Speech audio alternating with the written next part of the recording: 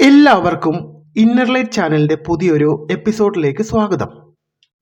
പ്രിയ സുഹൃത്തുക്കളെ, ജനങ്ങൾ എന്തു ഭക്ഷണം കഴിക്കണം എന്നതിനെക്കുറിച്ചല്ല നമ്മളുടെ ഈ വീഡിയോ. ആത്മീയ പുരോഗതി ലക്ഷ്യം വെക്കുന്നവർക്ക് അനുയോജ്യമായ ഭക്ഷണക്രമം ഏതാണ് എന്നതാണ് ഇന്നത്തെ നമ്മളുടെ ചർച്ചാ വിഷയം. ആത്മീയ പുരോഗതിക്ക് ഭക്ഷണക്രമം ഒരു പ്രധാന ഘടകം തന്നെയാണ്. അന്നമയ കോശം എല്ലാം തുടങ്ങുന്നത് അതിൽ നിന്നാണ്. പ്രിയ സുഹൃത്തുക്കളെ, വേഗത്തിൽ തന്നെ ആത്മീയ പുരോഗതി നേടാൻ ആവശ്യമായ ഭക്ഷണക്രമങ്ങളും ശീലങ്ങളും മനസ്സിലാക്കാൻ ഈ എപ്പിസോഡ് നിങ്ങളെ സഹായിക്കും. അതുകൊണ്ട് ദയവായി എല്ലാവരും ഈ വീഡിയോ മുഴുവനായി കാണാനായി ശ്രമിക്കുക.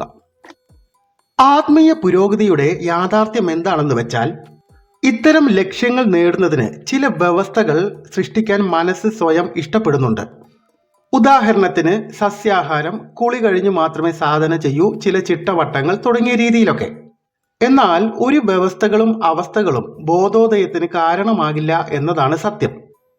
യഥാർത്ഥത്തിൽ എല്ലാ അവസ്ഥകളുടെയും വ്യവസ്ഥകളുടെയും നാശമാണ് ജ്ഞാനോദയം. യോഗി തലത്തിലെത്തിയവർക്കോ ആത്മസാക്ഷാത്കാരം നേടിയവർക്കോ കർശനമായ ഭക്ഷണ നിയമങ്ങളൊന്നും തന്നെ ഇല്ല.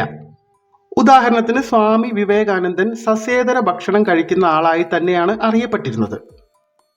രാമകൃഷ്ണ പരമഹംസർ ബ്രാഹ്മണനായിരുന്നിട്ടും ഭക്ഷണത്തിൽ മത്സ്യം ഉൾപ്പെടുത്തിയിരുന്നതായി ജീവചരിത്രത്തിൽ തന്നെ പറയുന്നുണ്ട്. പശ്ചിമ ബംഗാളിലെയൊക്കെ ചില ബ്രാഹ്മണ വിഭാഗങ്ങൾ പരമ്പരാഗതമായി അവരുടെ ഭക്ഷണത്തിൽ മത്സ്യമൊക്കെ ഉൾപ്പെടുത്തിയിട്ടുണ്ട്. ഭാരതീയ പാരമ്പര്യത്തിലെ യോഗ സാധനകളിൽ സസ്യാഹാരത്തിനാണ് കൂടുതൽ പ്രാധാന്യം നൽകി കണ്ടുവരുന്നത്. ഇതിന് പല കാരണങ്ങളും ഉണ്ടാകാം. എന്നാൽ മറ്റൊരു കൗതുകകരമായ കാര്യം, ഈ ലോക ജനസംഖ്യയിലെ വെറും 20% ആളുകൾ സസ്യാഹാരികളായി എന്ന് കരുതുക. ഈ ഒറ്റ കാരണം കൊണ്ട് തന്നെ ഭൂമിയിലെ ആഹാര ശൃംഖല എന്ന ജൈവക്രമം താളം തെറ്റുമെന്ന് പരിസ്ഥിതി പഠനങ്ങൾ പറയുന്നു. ഇതൊന്നും അറിയാത്തവരായിരുന്നില്ല നമ്മളുടെ പൂർവികരും ഋഷികളും. അവർ പ്രകൃതിയുമായി ഇണങ്ങി ജീവിച്ചവരും പ്രകൃതിയിലെ ഓരോ ചലനങ്ങളെയും സൂക്ഷ്മമായി നിരീക്ഷിച്ച് ശാസ്ത്രങ്ങൾ രചിച്ചവരുമാണ്.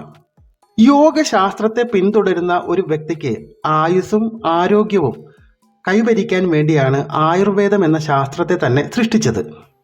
സസ്യാഹാരത്തിൻ്റെയും മാംസാഹാരത്തിൻ്റെയും ഗുണദോഷങ്ങളും അവ എങ്ങനെ കഴിക്കണം, എങ്ങനെ ഉപയോഗിക്കണം എന്നുള്ള കാര്യങ്ങളെല്ലാം തന്നെ ആയുർവേദ ശാസ്ത്രത്തിൽ പറഞ്ഞിട്ടുണ്ട്. മാംസം ഭക്ഷിക്കുന്നവർ യൗവനാവസ്ഥയിലുള്ള പക്ഷിമൃഗാദികളുടെ മാംസം വേണം കഴിക്കാനായിട്ട്. അവയുടെ കളയേണ്ട അസ്ഥികളും മലവും മറ്റും കളഞ്ഞിട്ട് വേണം പാകം ചെയ്യാൻ. താനെ മരിച്ചതോ രോഗത്താലോ ജലത്താലോ വിഷത്താലോ കൊല്ലപ്പെട്ടതുമായ ജീവികളുടെ മാംസം കഴിക്കരുത്. മൃഗമാംസങ്ങളിൽ ഏറ്റവും ഉത്തമമായിട്ടുള്ളത് മാനിന്റെ മാംസവും പക്ഷികളിൽ ലാവ എന്ന ഇനം പക്ഷിയുടേതും ഗുഹകളിൽ ജീവിക്കുന്ന ജീവികളിൽ ഉടുമ്പിൻ്റെതും മത്സ്യങ്ങളിൽ രോഹിത എന്ന മത്സ്യത്തിൻ്റെതുമാണ്. ഇന്നത്തെ കാലഘട്ടത്തിൽ ഇവയിൽ പലതും സംരക്ഷിത ജീവികളാണ് എന്ന കാര്യം പ്രേക്ഷകർ മറക്കരുത്. അതുപോലെ തന്നെ കഴിക്കാൻ പാടില്ലാത്ത മാംസത്തിനെ കുറിച്ചും പറയുന്നുണ്ട്. ഗോമാംസം അനുയോജ്യമല്ല. കാട്ടുപ്രാവിൻ്റെ, തവളയുടെ, ചെമ്മീൻ്റെ ഇവയുടെയൊന്നും മാംസങ്ങൾ ആത്മീയ സാധനകൾ ചെയ്യുന്നവർ കഴിക്കാൻ പാടില്ല. നല്ല സ്വാഭാവികമായ പുല്ലും വെള്ളവും ഒക്കെയുള്ള സ്ഥലത്ത് മേഞ്ഞു നടക്കുന്ന ജീവികളുടെ മാംസവും ഉഴുന്ന്, തേൻ, പാൽ, മുളപ്പിച്ച പയറുവർഗ്ഗങ്ങൾ എന്നിവയോടുകൂടി ഒരിക്കലും കഴിക്കരുതെന്നും പറയുന്നുണ്ട്.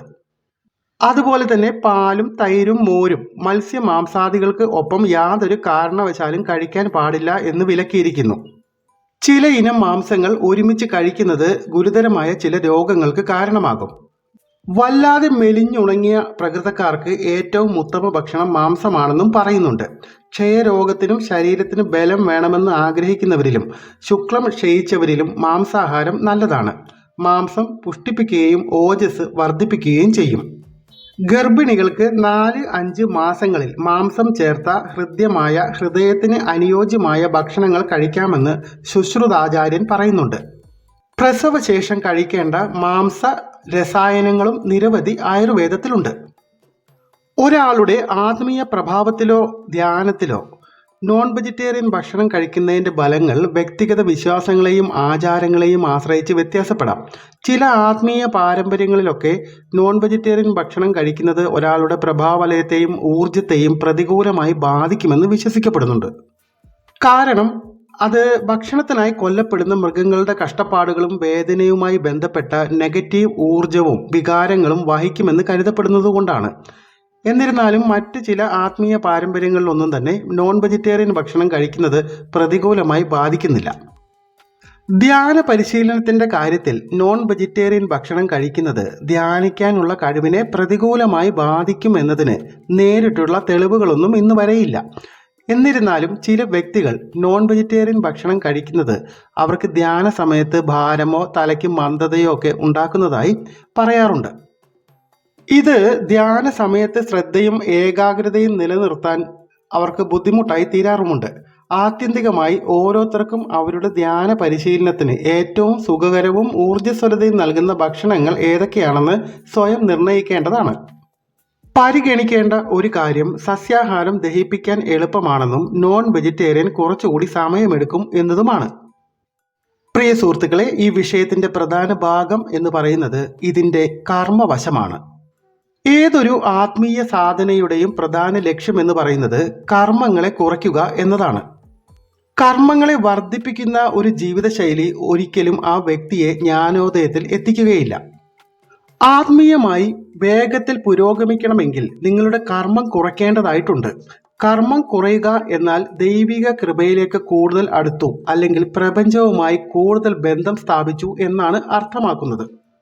ആത്മീയ പുരോഗതി ലക്ഷ്യം വെക്കുന്ന ഒരു വ്യക്തി മറ്റ് ജീവികളെ കൊന്നു ഭക്ഷിക്കുന്നതിലൂടെ നമ്മുടെ ദുഷ്കർമ്മങ്ങളെ തന്നെ വർദ്ധിപ്പിക്കുകയാണ് ചെയ്യുന്നത്. അപ്പോൾ സസ്യങ്ങളെ കൊല്ലുന്നതും ദുഷ്കർമ്മം വർദ്ധിപ്പിക്കലല്ലേ? അവയ്ക്കും ജീവനില്ലേ എന്ന ചോദ്യം ഉയരാം. തീർച്ചയായും അതും കർമ്മങ്ങളെ സൃഷ്ടിക്കുന്നുണ്ട്. കൂട്ടിലടയ്ക്കുമ്പോഴും കശാപ്പ് ചെയ്യപ്പെടുമ്പോഴും മനുഷ്യനെ പോലെ തന്നെ വേദന അനുഭവിക്കാൻ കഴിവുള്ള മൃഗങ്ങളുടെ വികാരാധീനമായ നിലവിളികളും പ്രാണവേദനയും വികാര വിചാരങ്ങളും പ്രപഞ്ചത്തിന്റെ മനസാക്ഷി അല്ലെങ്കിൽ ടേപ്പ് റെക്കോർഡർ എന്നറിയപ്പെടുന്ന ഈതറിൽ രേഖപ്പെടുത്തുന്നുണ്ട്. ഭക്ഷണത്തോടൊപ്പം ഈ കർമ്മങ്ങളും കൂടിയാണ് നമ്മൾ ഏറ്റെടുക്കുന്നത്. സസ്യങ്ങളെ കൊല്ലുന്നതും കർമ്മം സൃഷ്ടിക്കുന്നുണ്ട്. എന്നാൽ അവയുടെ ബോധതലത്തിലുള്ള വ്യത്യാസം കൊണ്ട് അത് വളരെ അശ്രദ്ധമാണ്.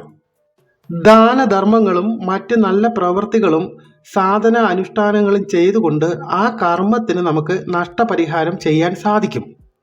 ആത്മീയ പുരോഗതി നേടിയിട്ടുള്ളവർ കാലക്രമേണ സസ്യാഹാരത്തിലേക്ക് തിരിയുന്നത് ശ്രദ്ധിച്ചിട്ടുണ്ടാകാം.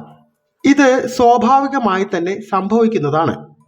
ഒരു വ്യക്തി ബോധത്തിലും ജ്ഞാനത്തിലും പുരോഗമിക്കുമ്പോൾ ആ വ്യക്തി ഈശ്വരനുമായും പ്രപഞ്ച ശക്തികളുമായി അടുക്കുന്നു എന്നാണ് മനസ്സിലാക്കേണ്ടത്. അതോടുകൂടി ആ വ്യക്തി എല്ലാറ്റിലും സ്വന്തം അസ്തിത്വത്തെ കാണുന്നു. മറ്റൊരു ജീവിയെ വേദനിപ്പിക്കുന്നത് സ്വയം ഉപദ്രവിക്കുന്നതിന് തുല്യമാണെന്ന് അവന് മനസ്സിലാകുന്നു. ഇതാണ് യഥാർത്ഥ ആത്മീയ പുരോഗതിയുടെ ലക്ഷണം. ആത്മീയ പുരോഗതിയെ ബാധിക്കുന്ന മറ്റൊരു പ്രധാനപ്പെട്ട സംഗതി കൂടി സാധകർ അറിഞ്ഞിരിക്കേണ്ടതുണ്ട്. നമ്മൾ കഴിക്കുന്ന ഭക്ഷണത്തിലെ ബയോ ഫോട്ടോൺസിന്റെ അളവുമായി ബന്ധപ്പെട്ടതാണ് അത്. നമ്മുടെ ശരീരത്തിലെ കോശത്തിന്റെ ന്യൂക്ലിയസിൽ നിന്ന് കോശഭിത്തികളിലേക്കും ഒരു കോശത്തിൽ നിന്ന് മറ്റൊന്നിലേക്കുമുള്ള വൈദ്യുത കാന്തിക പ്രവാഹത്തിനെയാണ് ബയോ ഫോട്ടോൺസ് എന്ന് വിളിക്കുന്നത്. ഈ ബയോ ഫോട്ടോൺസുകൾക്ക് ഈശ്വരൻ എന്ന് നമ്മൾ വിളിക്കുന്ന പ്രപഞ്ച ബോധവുമായി ബോധപൂർവം ആശയവിനിമയം നടത്താനുള്ള നമ്മളുടെ കഴിവിനെ വർദ്ധിപ്പിക്കാൻ കഴിയും. ജർമ്മനിയിൽ നിന്നുള്ള ഭൗതിക ശാസ്ത്രജ്ഞനായ ഡോക്ടർ ഫ്രിറ്റ്സ് ആൽബർട്ട് പോപ്പാണ് ബയോ ഫോട്ടോണുകളെ കുറിച്ചുള്ള പഠനം നടത്തുകയും അത് പ്രസിദ്ധീകരിക്കുകയും ചെയ്തിട്ടുള്ളത്. നമ്മൾ ജങ്ക് ഫുഡ്സ് എന്ന് അറിയപ്പെടുന്ന ഭക്ഷണങ്ങളൊക്കെ കഴിക്കുമ്പോൾ അത് ഏകദേശം 1000-നടുത്ത് ബയോ ഫോട്ടോൺസിനെയാണ് പുറത്തുവിടുന്നത്. തികച്ചും ഓർഗാനിക് സോഴ്സിൽ നിന്നുള്ള സസ്യങ്ങളോ മാംസമോ കഴിക്കുമ്പോൾ അത് ഏകദേശം 43,000 വരെ ഉയരും. ഹോർമോൺ കുത്തിവെക്കാത്ത മാംസത്തിനെയാണ് ഇവിടെ ഉദ്ദേശിക്കുന്നത്. ഔഷധ ഗുണമുള്ള സസ്യ സ്രോതസ്സുകളിൽ നിന്നുള്ള ഭക്ഷണം ഏകദേശം 83,000-ഓളം ബയോ ഫോട്ടോൺസിനെ പുറന്തള്ളുന്നുണ്ട്. കൗതുകകരമായ മറ്റൊരു കാര്യം, നവജാത ശിശുക്കളിൽ സ്വാഭാവികമായി തന്നെ ഈ ബയോ ഫോട്ടോൺസിന്റെ അളവ് ഏകദേശം 25,000-ന് മുകളിലാണ്. ഈ പോസിറ്റീവ് വൈബ്രേഷൻ കൂടുതലായതുകൊണ്ടാവാം യോഗികളും സാധകരുമൊക്കെ ചെറിയ കുഞ്ഞുങ്ങളുടെ സാമീപ്യം ഇഷ്ടപ്പെടുന്നത്. നിങ്ങളുടെ ആത്മീയ പുരോഗതി വേഗത്തിലാക്കാൻ ഇത്തരത്തിൽ ബയോ ഫോട്ടോൺസുകൾ കൂടുതൽ പുറംതള്ളുന്ന, അത് വെജിറ്റേറിയൻ ആയാലും നോൺ വെജിറ്റേറിയൻ ആയാലും, അത്തരം ഭക്ഷണക്രമങ്ങളിലേക്ക് മാറുകയും അവ ശീലിക്കുകയും ചെയ്യുക. ബയോ ഫോട്ടോൺസുകളെ കുറിച്ചുള്ള പഠനങ്ങളൊക്കെ ഇന്റർനെറ്റിൽ ലഭ്യമാണ്. പ്രിയ സുഹൃത്തുക്കളെ, ഈ വിഷയത്തെക്കുറിച്ചുള്ള നിങ്ങളുടെ സാധന അനുഭവങ്ങളും അഭിപ്രായങ്ങളും രേഖപ്പെടുത്തുന്നത് എല്ലാവർക്കും ഗുണകരമായേക്കാം. ആരോഗ്യകരമായ ചർച്ചകളിലൂടെയാണ് നാം എല്ലാവരും അറിവുകൾ നേടുന്നത്. ഇതുപോലുള്ള വീഡിയോസ് നിങ്ങളിലേക്ക് എത്തിക്കുന്നതിനായി ദയവായി ചാനൽ സബ്സ്ക്രൈബ് ചെയ്യുക, ലൈക്ക് ചെയ്യുക, ഷെയർ ചെയ്യുക. നന്ദി, നമസ്കാരം.